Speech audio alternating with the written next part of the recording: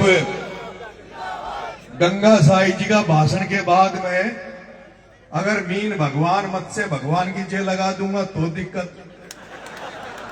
और बूंदी में जय जोहर, इस पे भी कंट्रोवर्सी। एक तरफ किताबें तो मैंने भी पढ़ी है, यूनिवर्सिटी में मैं भी पढ़ा हूं, और मुझे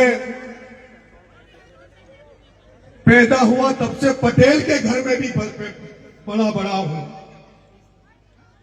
जहां यह भी सिखाया जाता था कि घर पर कोई आ जाए तो उसकी कुछ मदद कर पाओ ना कर पाओ, उससे कुछ कर पाओ नहीं कर पाओ, लेकिन उसको खाने की जरूर पूछो, पानी की जरूर पूछो।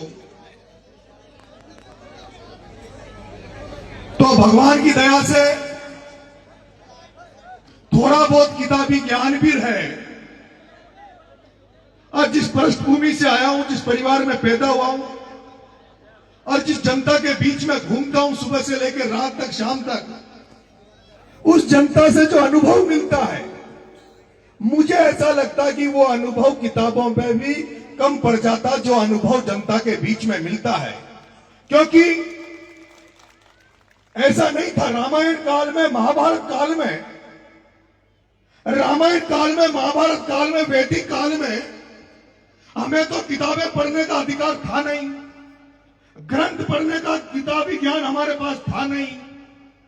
फिर केवल ऐसा तो नहीं है कि जिनके पास पढ़ने का ज्ञान था, जिनको पढ़ने का अधिकार था। और जिस तरह से मनुस्मृति में कहा, रामायण में भी कहा कि अगर कोई शूद्र, पिछड़ा आदिवासी भी मान लो, शूद्र का मतलब ही यह था, उस शूद्र में केवल दलित नहीं होता, उस शब्द में, शूद्र शब्द में सभी प्रताड़ित थे। क्योंकि शूद्र के अलावा तो एक तो क्षत्रिय था, एक ब्राह्मण था, एक वैश्य था। तो बाकी जो माली थे, खाती थे, जांगीर थे, धोबी थे, जाट थे, गुजर थे, मीणा थे, लोधा थे, ये सारे उस टाइम पर शूद्र थे।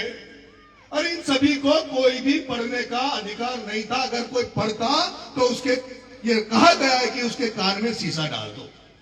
लेकिन जब किताबी ज्ञान पढ़ने का अधिकार नहीं था, पढ़ते नहीं थे, उसके बावजूद भी तो हमारे लोगों ने राज कैसे कर लिया, कैसे गोंदा ने बूंदी पे राज कर लिया, कैसे उन्होंने इतिहास लिख दिए।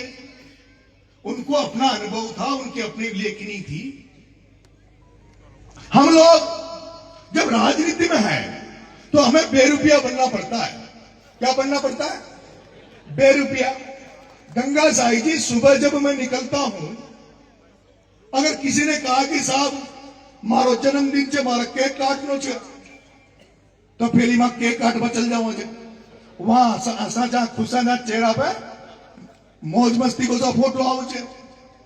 फिर कोई ने कहती कि मारा एनिवर्सरी छे, जब बूढ़ा बूढ़ा भी एनिवर्सरी मनाओ छे, डोगरा डोगरी बूढ़ा हो जाओ छे, जब भी दूसरी शादियां करवा ला गया, अब हमारी 10वीं शादी छे, अब 11वीं शादी छे, फिर वहां में जावा जा तो वहां जैसा बन जाओ जा।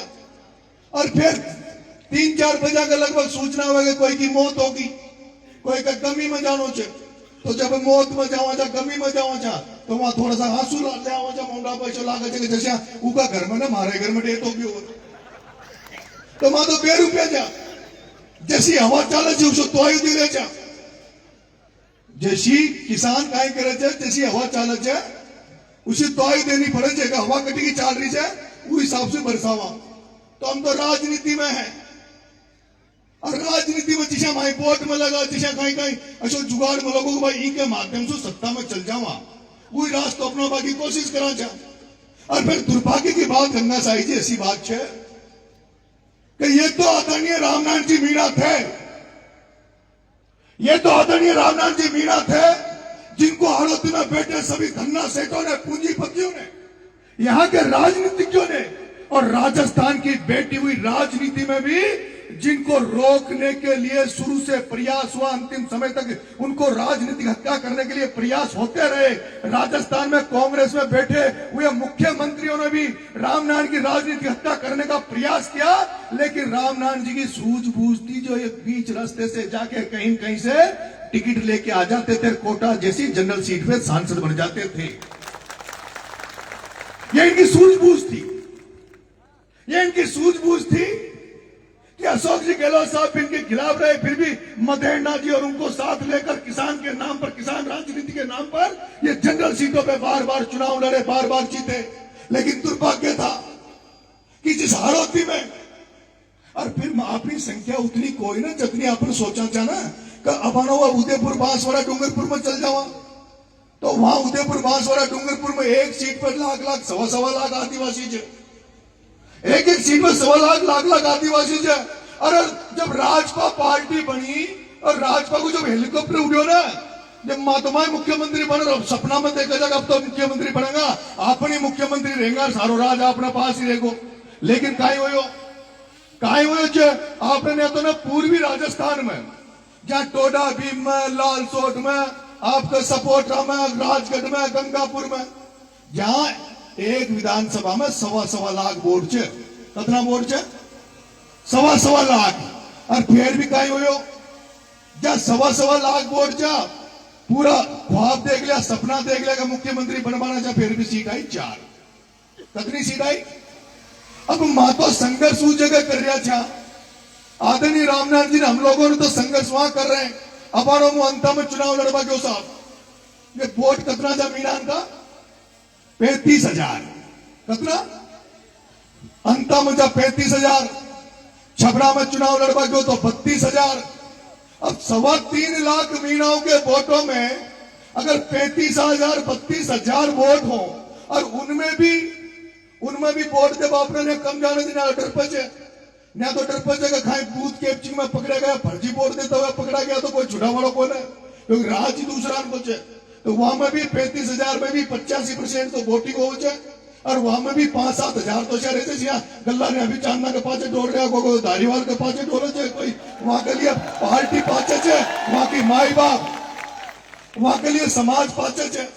वो नील लगा घनाश्याम डोलता थे क्या मैंने नहीं, जहां के लिए समाज तो पाचक है, और वहां के लिए कांग्रेस और बीजेपी माई बाप छे, वहां की माई बाप भी कांग्रेस बीजेपी छे।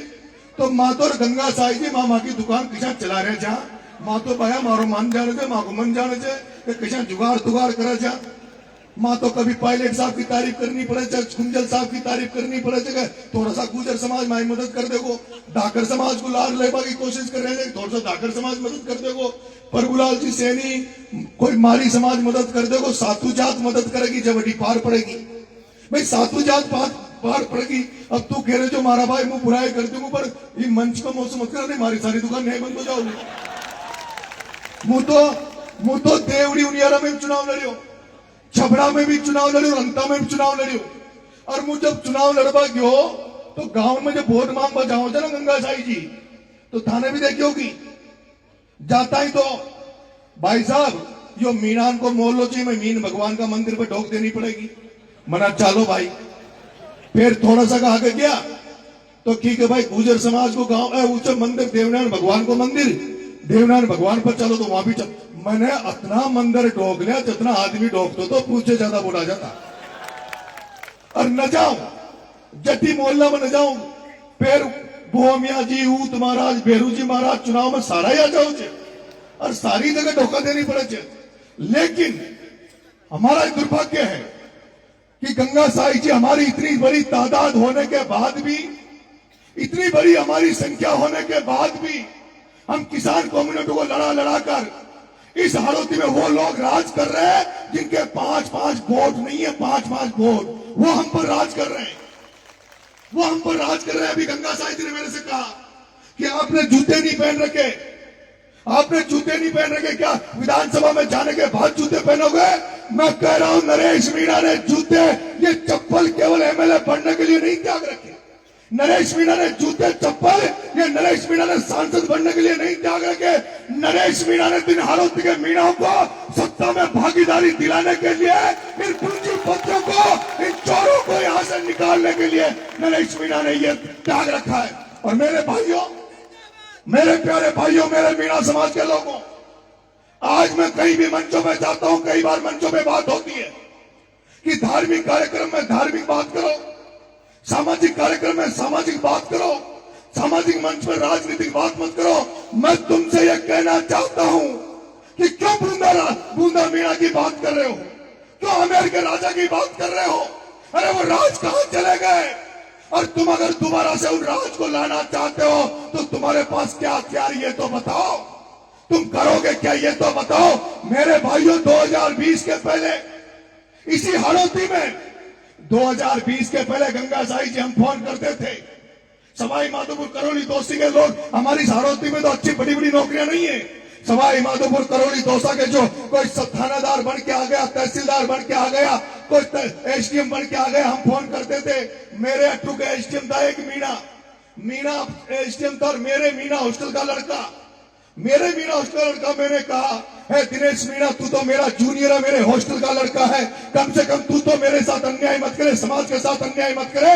अगर वो दिनेश मीणा एसडीएम, अगर वो प्रमोद जैन भाई का गुलाम नहीं बनता, वो पानाचंद का गुलाम नहीं बनता, तो दिनेश झारखंड की हत्या 12 में नहीं होती, क्योंकि दिनेश झारखंड की जमीन को नाम वो एसडीएम करके आया। लेकिन उसका कारण है, मैं दिनेश को गलत नहीं मानता, उस एसडीएम को गलत नहीं मानता। यहाँ जो थानेदार लग रहे हैं, यहाँ जो पुलिस में नौकरियां कर रहे हैं, तहसीलों में नौकरियां कर रहे हैं, ये जो मास्टर अधिकारी कर्मचारी जिन्होंने ये कार्यक्रम किया है, हर कर्मचारी, हर जो मीणा समाज में पैदा हुआ है, मीणी की पेट से पैदा हुआ है, वो हर व्यक्ति ये चाहता है मैं मेरा समाज का भला करूं, मैं मेरे समाज के लिए काम करूं। लेकिन मुझे रोना आता है, दुख होता है जब मैं हाड़ौती को देखता हूं, तो जब थानेदार को फोन करता हूं, थानेदार इस मीणा समाज की मदद कर, तो थानेदार कहता है भाई साहब मैं मदद तो कर जाऊंगा, पर पिरला को, भाया को, धारीवाल को तोल पड़ता है, मैं बाहर मेरे पेक्सल में भेज देगा, मैं मदद करना चाहूं छू।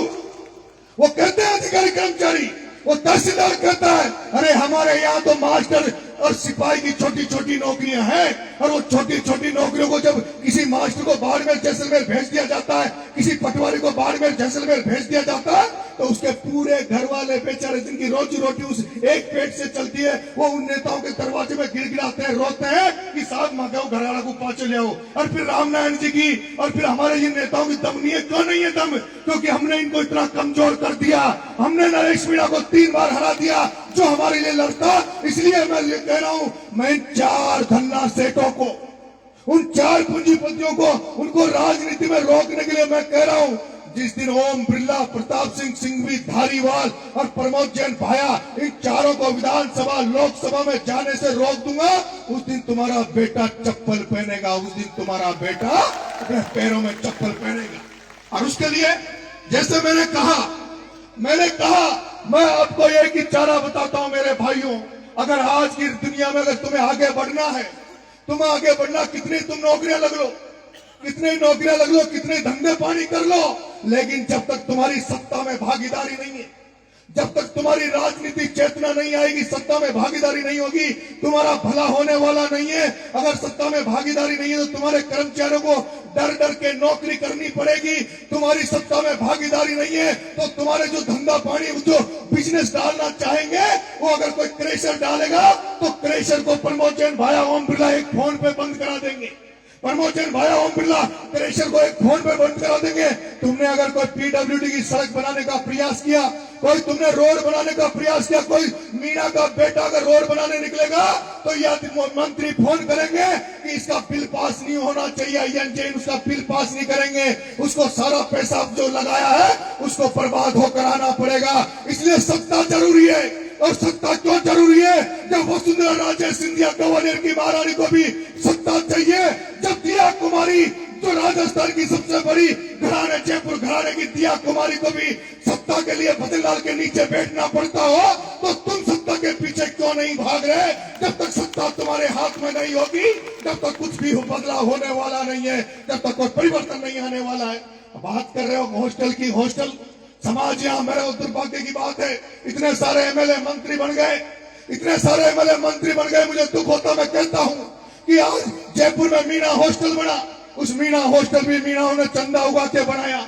जहां जहां हॉस्टल बन रहे, धर्मशालाएं बन रही है, वहां समाज चंदा उगाकर उन हॉस्टलों को बना रहा है। अरे मैं पूछना चाहता हूँ, मांडा योजना किस लिए है और जनजातिवाद किस लिए है? अगर तुम में ताकत होती, मीणा हो, एसटी के एमएलए एमपी में ताकत होती, तो जनजाति मांडा योजना से हर संभाग में हॉस्टल खुल सकता था, हर तहसील हेडक्वार्टर में हॉस्टल धर्मशाला कुछ तो सकती थी, लेकिन दम नहीं है ना। दम क्यों नहीं है? दम इसलिए नहीं है क्योंकि मैं देखता हूं बीजेपी में तो बीजेपी तो हमें गांठती नहीं है।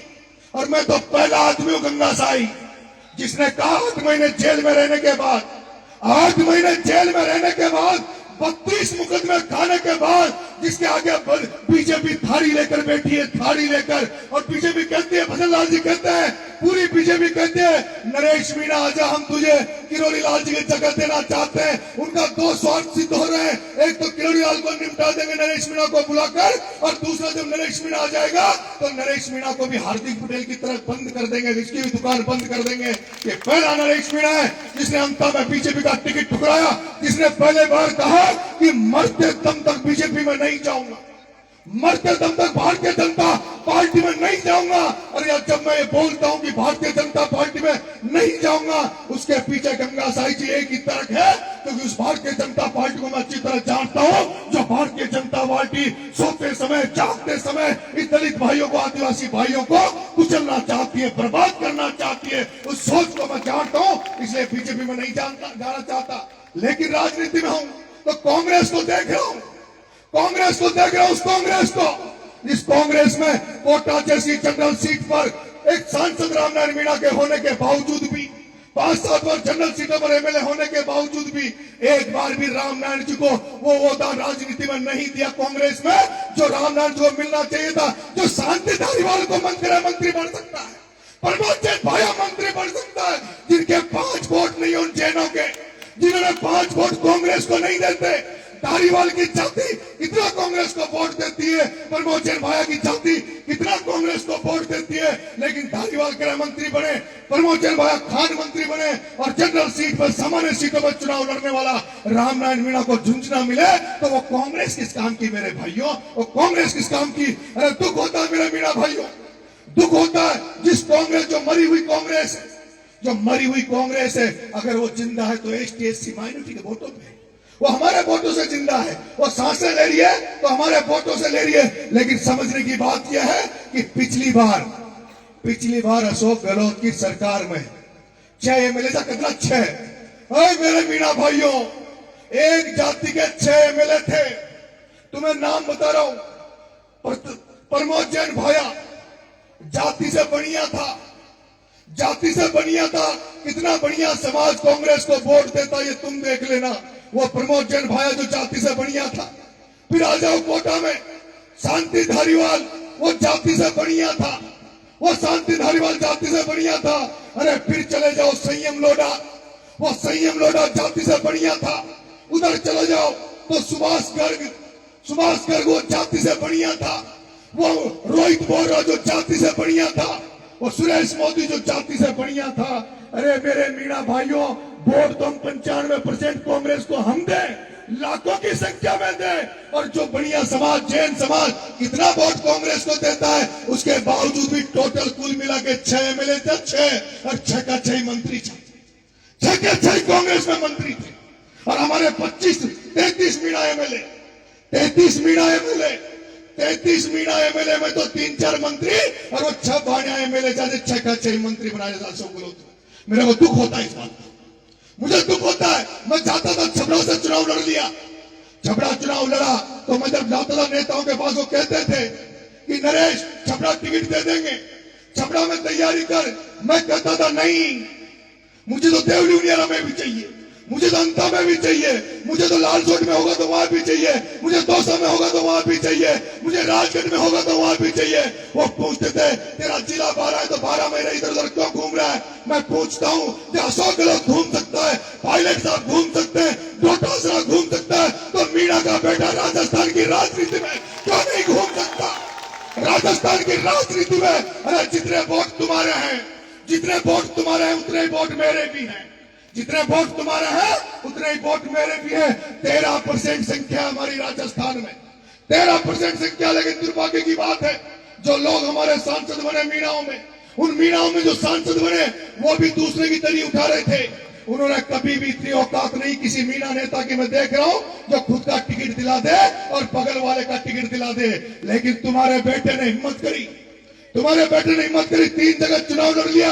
और मैं आपसे कह रहा हूं 2028 में जब इस परिणाम आएगा इन चुनाव का, इन तीनों चुनाव का 2028 में परिणाम आएगा, तब तुम कहोगे कि वाकई में नरेश मीणा ने हाड़ौती को जगा दिया, हाड़ौती में क्रांति ला दी, नरेश मीणा ने हाड़ौती में पीली लुगड़ी का परचम फहरा दिया, नरेश मीणा ने दोहरे तौलिए को हाड़ौती में भी घुमा दिया। जिस हाड़ौती में कोई पूछ नहीं रहा था, उस हाड़ौती में नरेश मीणा ने परचम फहरा दिया। लेकिन मेरे भाइयों, आपको भरोसा और विश्वास करना पड़ेगा, आपको भरोसा और विश्वास करना पड़ेगा। विश्वास दे रहा हूं, ऐसा कोई कदम नहीं उठाऊंगा, ऐसा कोई काम नहीं करूंगा जिससे मेरा समाज कमजोर हो जाए, मेरा वर्ग कमजोर हो जाए, मेरा किसान कौम कमजोर हो जाए। ऐसा काम नरेश मीणा ये नहीं करेगा। लेकिन नरेश मीणा को, क्योंकि मैं जानता हूं पूरा मीणा समाज चाहता कि नरेश मीणा कांग्रेस में चला जाए। अरे मैं कल ही कांग्रेस में चला जाऊंगा, कल चला जाऊंगा कल।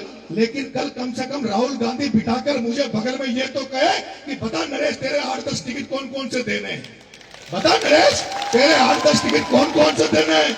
मेरी बात सुन लो मीणाओ, अशोक चांदना, वो अशोक चांदना, वो अशोक चांदना, वो अशोक चांदना, वो अशोक चांदना जिसके समाज में कोई कांग्रेस ने, जिसके समाज में कांग्रेस ने सचिन पायलट साहब को सब कुछ दे रखा, जिसके समाज में कुंजल साहब को टिकट दिया, जिसके समाज में धीरज गुजर को कांग्रेस में ऑल इंडिया कांग्रेस कमेटी का सेक्रेटरी बना रखा है, और फिर भी पायलट साहब को सब कुछ, क्या नाम से धीरज गुजर को सब कुछ, आपके क्या नाम से कुंजल साहब को टिकट दिया, और फिर भी चांदना को 4-5 टिकट दे, सीएल प्रेमी को टिकट चांदना का कोठा में, बानू को टिकट सांगोधारा को चांदना का कोटा में, पीपलदा में रामनारायण जी को टिकट काट, चेतन को टिकट चांदना का कोठा में, एक और 2-4 और बताया, वो राखी गौतम को टिकट चांदना का कोठा में। तो सारा एक कोटो इनको दे देगा तो माँ के लिए भी तो कोटो छोड़ो रे भाई हो। तो दिन भर जिंदगी भर तक टिकट ही मांगता रहेगा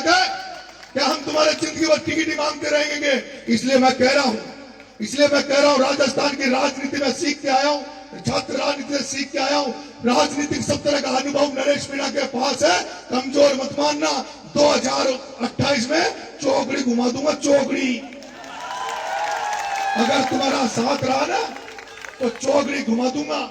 2028 के बारे में चर्चा चलने वाला आगे ना, पहली बार चर्चा चल रही है कांग्रेस में, तो बीजेपी में तो फिर भी चर्चा चला कृष्ण विजय जैसे भी है। लेकिन डॉक्टर साहब कम से कम आदरणीय रामनारायण जी, उन्होंने एक काम पॉलिटिक्स में यह किया कि उन्होंने कम से कम 5-10 लोगों को बीजेपी में टिकट दिलवा देते हैं और उनकी दुकान चलती है। और बीजेपी को जब चुनाव हो जाए तो आधा 10-20-50 लोग तो टिकट मांग मारा डॉक्टर साहब का बंगला पे भी जाओ छे, 10-20 आदमी तो डॉक्टर साहब का बंगला पे भी जाओ छे। और आज राजस्थान यूनिवर्सिटी में चुनाव हो जाने दो, राजस्थान विश्वविद्यालय में चुनाव हो जाने दो।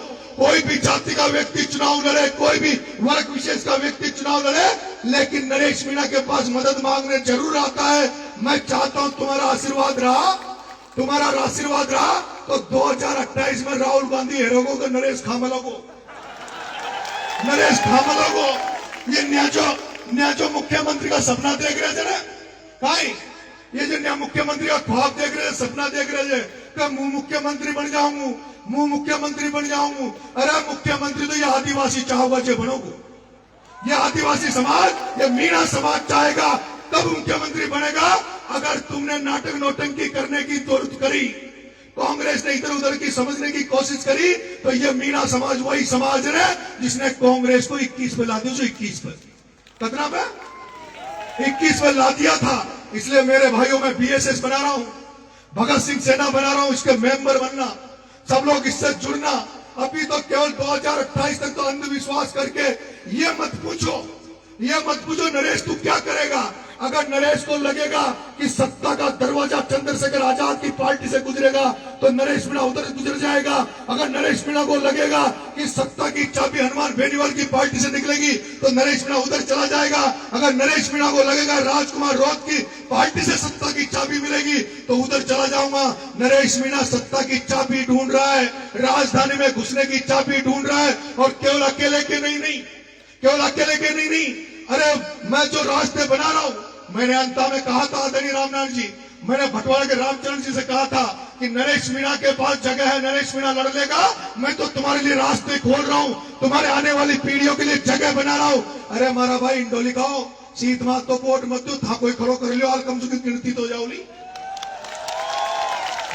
जाओली सीत मात को वोट दे रहे थे। और फिर जिसको तुमने मारी बल्ली मारे आड़ी में आओ माँ की बल्ली माँ को में आओ 3 बार तुमने उसको एनर्जी दे दी 3 बार उसको सत्ता दे दी उस व्यक्ति को सत्ता दे दी जिसने एक्शन जेपी के साथ थप्पड़ कांड किया जिसने एक्शन जेपी मीणा के ऊपर थप्पड़ उठाई उसके बावजूद भी तुम उसको भूल गए। अरे नरेश मीणा ने तो तुम्हारे बगल में समरावतों में खींची थी लेकिन उसका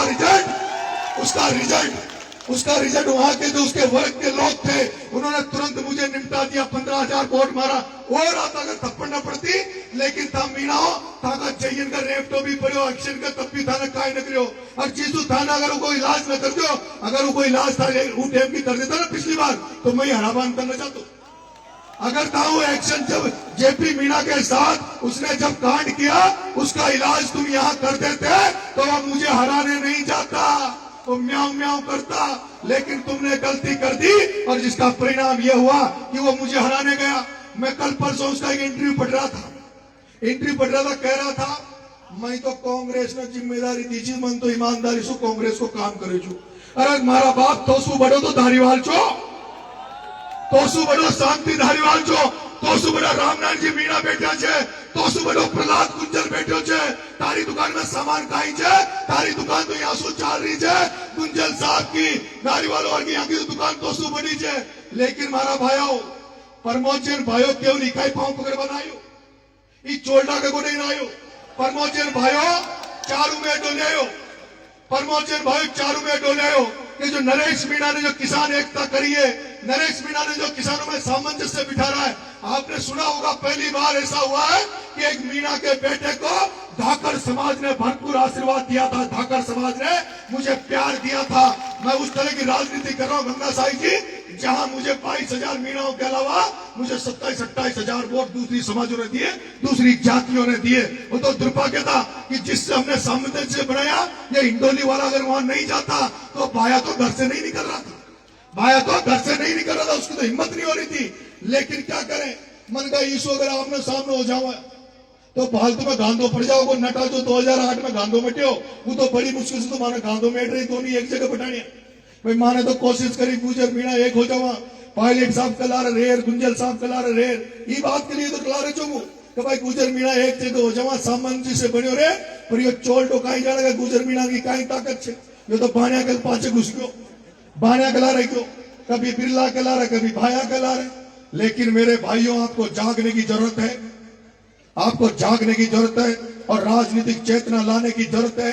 अगर आपने हारोती में राजनीतिक चेतना आपके आ गई तो मैं आपको विश्वास दिलाता हूं गारंटी दे रहा हूं कि 2028 में जो आपकी कतनो बड़ो दुर्भाग्य से एक मीणो गलती से एमएलए बन गयो अंता में कहीं एक मीणो एमएलए बन गयो अंता में पूरे हिंदुस्तान में पहला उदाहरण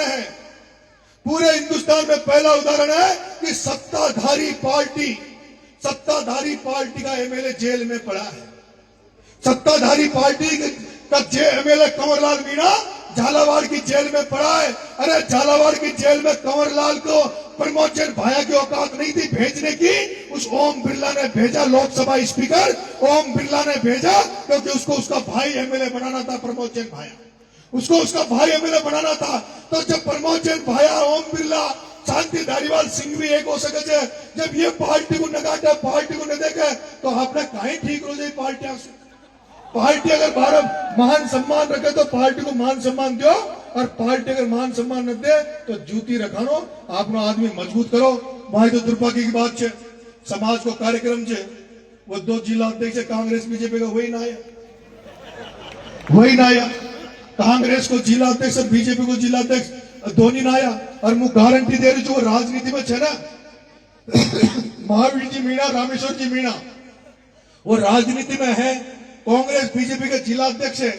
फिर 2 दिन बाद में अगर थाई वोटन की जरूरत पड़ गई टिकट तो ले आओगा पर वोटन के लिए तो नाक तो यहाँ के आकर रख ना फिर ये पूछेगा जनारा समाज को कार्यक्रम जो जनारा खा जा रहा भाई जनारा खा मर गया जब हाँ समाज से बड़ा कुछ नहीं है जो जात का नहीं वो बात का नहीं जो कास्ट का नहीं वो राष्ट्र का नहीं और जो मीणा समाज का नहीं वो अपने बाप का नहीं।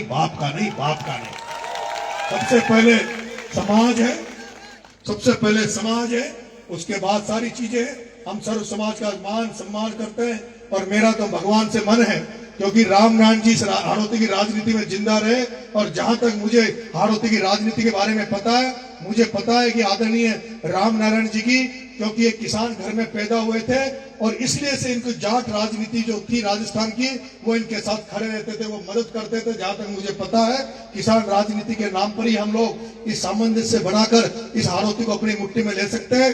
धाकर समाज भी तैयार हो गया, वो भी समझ गया कि यार 4 बाणियां पूरी हाड़ौती पर राज कर रहे थे। गुजर समाज भी समझ रहा है। अब कोटा बूंदी का गुजर गुंजल साहब चुनाव हारे जी बात को थोड़ी भूलिया छे, भूल गया क्या? ना तो गुजर समाज भूलो कुंजल साहब के हार को और ना सचिन पायलट को मान बारा जान बारा सब भूलिया। यही धारीवाल चुना जे सारा एमएलए को ले घर में बैठ गए और मुख्यमंत्री ने बनवा दिया गुजर को बैठो। इन सारी बातों को याद रखो, सामंजस्य बना के चलो, सर्व समावेशी बनो, सब लोगों के साथ लेके चलो और धीरे धीरे क्रांति आती है। आदरणीय गंगा साई जी, हम सब चाहते हैं, आपके जो शब्द है वो हम अच्छी तरह जानते हैं, पर क्रांति धीरे धीरे आओ जाए। माँ कदो रोज ने भाया बुधवार मंगलवार का घर में व्रत रखाने से चुकाया और यहाँ सुखे जा रहा है व्रत मत रखानो तो बात टीचर को भगवान को न मान रही हो। माँ समझाना जाए पर समय आओ, धीरे धीरे बदलाव आओ, पीढ़ी लुगड़ी आबा लागी, दोनों अंगोचो आबा लाग दो, समय लागोगे, सब आओगी, सब चीजें होगी। आप सबको बहुत बहुत धन्यवाद। राम राम साहब, मेरा आपसे निवेदन है, मैं आदरणीय रामनारायण जी यहाँ बैठे हैं, आदरणीय रामनारायण जी यहाँ बैठे हैं, मैं हमेशा जहां मिलते हैं मैं इनके पैर छूता हूँ, आशीर्वाद लेता हूँ। चाहे वो भटवाड़ा के रामचरण जी हो, चाहे महावीर जी जिला प्रमुख पूर्व जिला प्रमुख रहे हो, चाहे भरत जी मारन रहे हो, हमारे समाज के जो सीनियर नेता हैं, वरिष्ठ नेता, इनका हमें हमेशा आशीर्वाद लेते रहना चाहिए।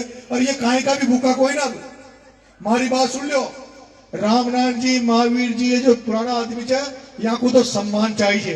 अब मानो भाई अंकल जी थाने घोड़ी पे पटान दे, अंकल जी की आज उम्र बढ़ गई, हम अंकल जी की उम्र बढ़ गई, यही सम्मान दो और यही सम्मान देगा तो ये अपन को ज्ञान देगा, अनुभव भी देगा, ज्ञान भी देगा। हमारा लखन भी सगा होगा भाई कुछ आगे बढ़ो तो ये अनुभव, इनको सीनियरों को सम्मान करो।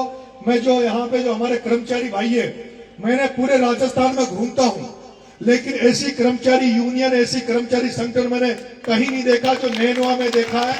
आपने जिस तरह का कार्यक्रम ये किया, शोभा वाला कार्यक्रम, इसके लिए आप तारीफ के काबिल हो। हम आपको बहुत बहुत धन्यवाद देते हैं। आसाराम जी आपको भी बहुत बहुत धन्यवाद। मंच में विराजमान मनोज जी भाई साहब, चेतराम जी, आसाराम जी, हीरा बहन जी, आप तमाम लोगों को बहुत बहुत धन्यवाद। विष्णु जी भाई साहब आपको भी बहुत बहुत धन्यवाद। राम राम साहब, जय हिंद, जय भारत। सभी लोग रोटी ले, जो घर में न बनाए कोई नहीं आज सभी